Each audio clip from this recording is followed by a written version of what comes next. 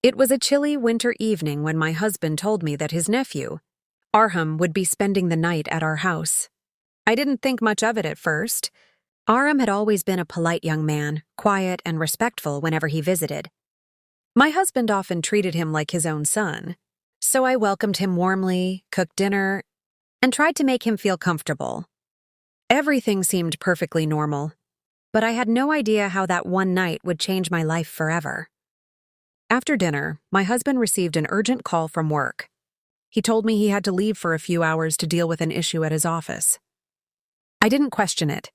He often worked late. Arham and I watched a movie together in the living room. At first it felt harmless, but I began to notice the way he looked at me, too long, too intensely. I tried to ignore it, telling myself I was imagining things. When the clock struck midnight, I told him to rest in the guest room while I went to my bedroom. Later that night, I woke up to the sound of footsteps outside my door. My heart began to race.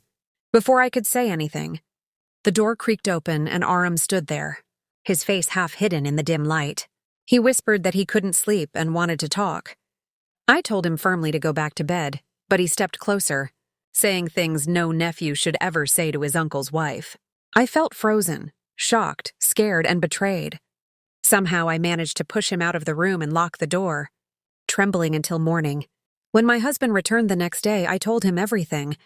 I expected him to be furious, to defend me, to throw Arham out of our lives forever. But instead he sat silently for a long moment, then said something I will never forget. I told him he could stay with you because I wanted to see if you'd be loyal. His words felt like knives cutting through my heart.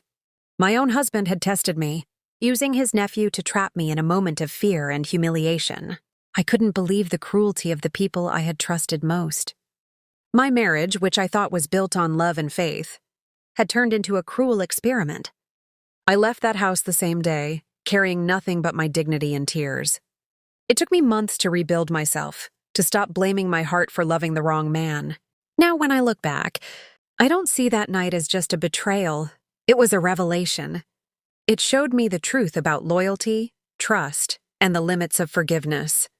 Sometimes it's not the stranger who destroys your peace. It's the one sleeping beside you,